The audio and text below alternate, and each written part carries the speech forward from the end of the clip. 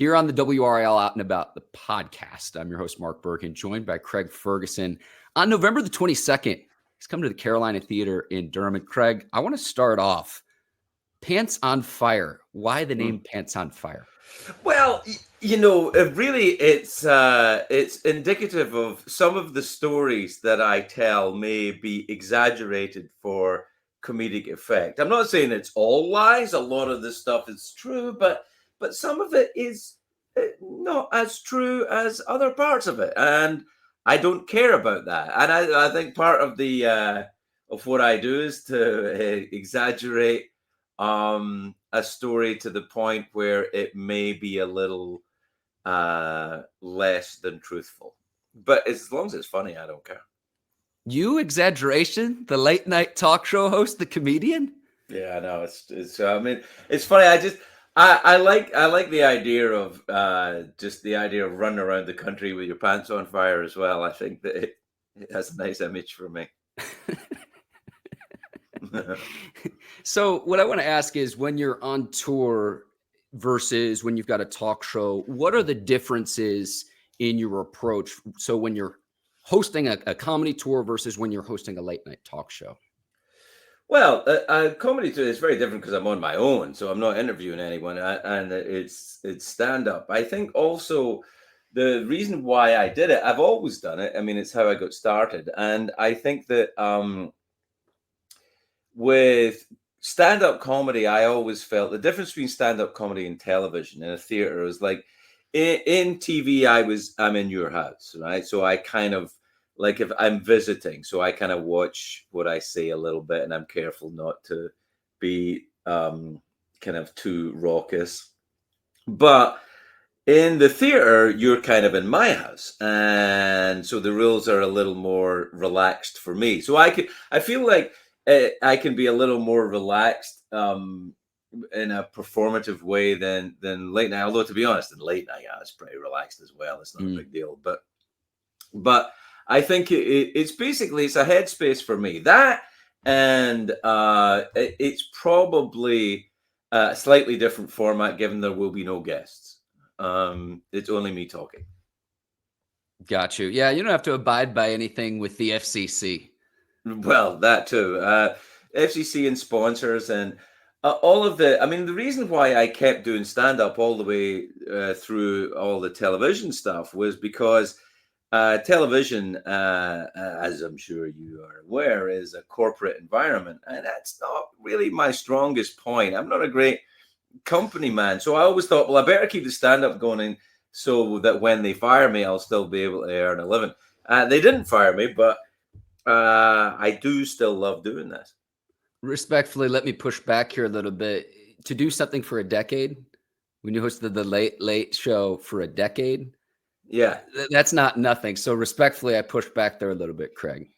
Well, it's not that it's nothing, but it's what it is. What it was as an anomaly in television, really, because what happened was, I didn't really work for CBS. I worked for David Letterman. David Letterman owned the time slot, and David was busy doing his own show. So it was there was a kind of loophole in TV, and I kind of went through it for 10 years. And then, when Dave decided that he was going to step down, I thought, well, I got to go now as well, because I can't not have Dave protecting me. So that was really the 10 years there. I don't know that it would be possible to make the show that I made then. Now, I don't know. I mean, maybe, but I don't know. Maybe on the internet would be an easier way to do it. Yeah, I don't mean to make you feel old, but I remember it took the longest time when I would watch your show for you to get HD television. And it was like the last relic of standard definition. Yeah. And then finally you did get high definition. But I swear, when I would used to watch, and it was like, I knew it was that funny, because it was like, how is this not in HD at this point, even say 10 years ago? Yeah, no, it was, well, I stopped doing the show 10 years ago. Yeah. So it was, I mean, I remember, God, it was a long time ago now, but I remember having arguments with them at the time saying, I really feel like we should be on HD. And they were like, no, this is fine. People can see you. It's late at night. It's dark. They don't care. It's funny though, because when you think about the cameras now, I mean, the quality of this even or like on iPhone is far better than anything I was doing on television 20 years ago when I started in late night. On a national show. That's crazy. I know. That's crazy. Nuts. Do you have any ties to North Carolina? I know you're coming here later this month. Do you have any ties to the area? It's my favorite state in the Union, North Carolina. And why?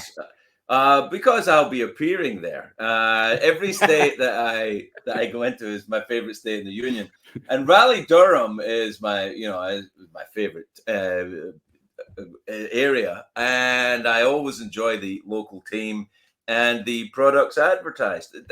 It's do I have ties to North Carolina?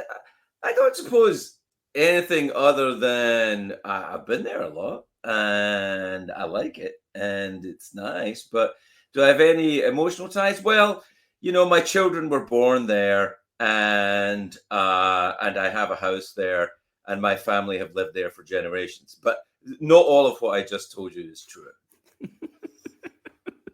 Let me let you in on a little secret, Craig.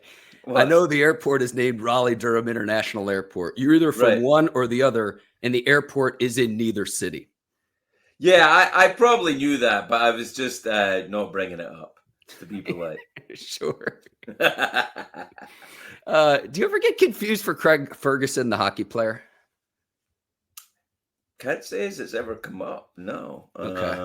Yeah. I was doing my research. I guess there was a guy who played for the Montreal Canadiens for years with the name Craig Ferguson. I know that there's a finance guy called Craig Ferguson in Australia, and a guy called Colin Ferguson, who I sometimes get called, was someone who went crazy in the Long Island Railroad years ago and shot a bunch of people. But I don't recall being mistaken for a hockey player. But that's not to say it won't happen soon.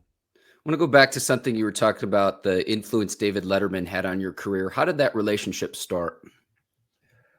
I guess it started. I was a guest on Dave's show before I ever did the show with his company, and really what happened was that Dave's producer, or the guy who had been Dave's producer for a while and who was Johnny Carson's producer for a very long time, a gentleman by the name of Peter LaSalle, had auditioned me to do late night, and he was the architect of all of that. He made it all happen, and he was the guy who put it together. So it was really Peter LaSalle who's a legend in the world of late night television. I mean, he's kind of they used to call him the host whisperer. He would deal with Johnny, he dealt with Dave, he dealt with Jon Stewart, he dealt with me. He's done a lot of it, and he really knows how to deal with late night talk show hosts. I don't know why.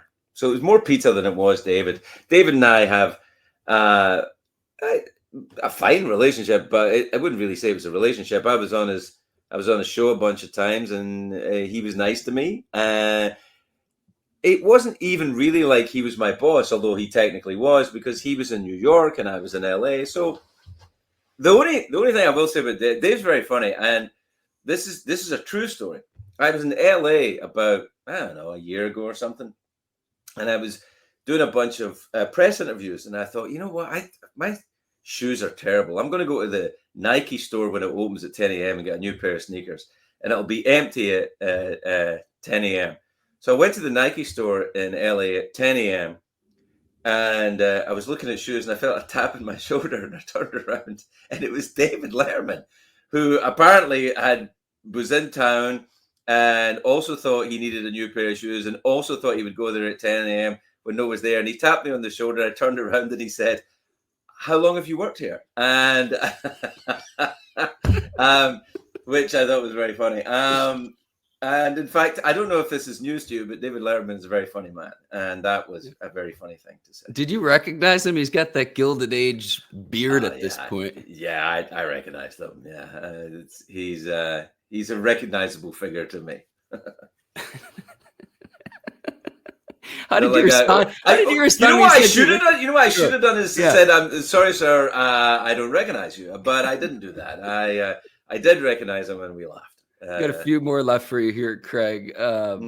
So with you and Peter, when you were getting into the late night scene, did you get any pushback given your Scottish roots on American television? No, not really.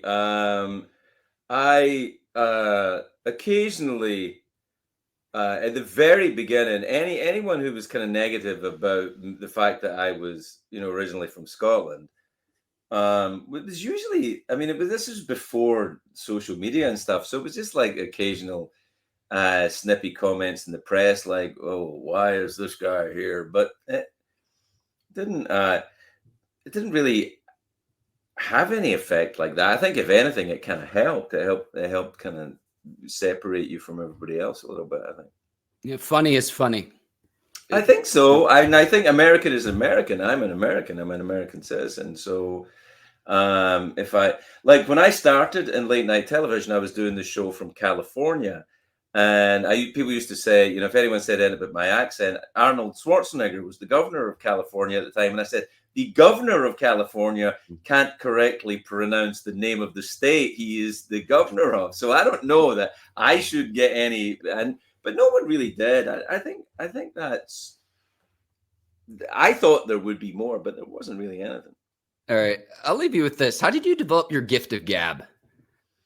I think it's a coping mechanism from growing up in a black and white movie in Scotland in the 1960s and 70s. I think that's what it is. I don't know. I think that, if you know, my people are Scottish and Irish, and if you know about us, we tend to be a little bit chatty about various bits and pieces. And also, it comes from, I guess, pub culture and that kind of stuff. I kind of grew up and came up through all of that too.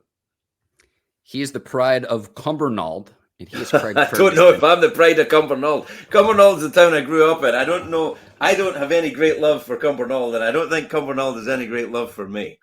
I don't think I'm the pride of Cumbernauld. All right. He is Craig Ferguson. November the 22nd. Check him out. Pants on Fire comedy tour coming to the Carolina Theater in Durham. Craig, thank you so much. It's in Durham. It's not in Raleigh. But if you live in Raleigh, you're allowed to come over, right? It's not like you're not allowed. Yeah. It's not Springfield, Shelbyville. Is it that the kind of vibe? Is that what it is?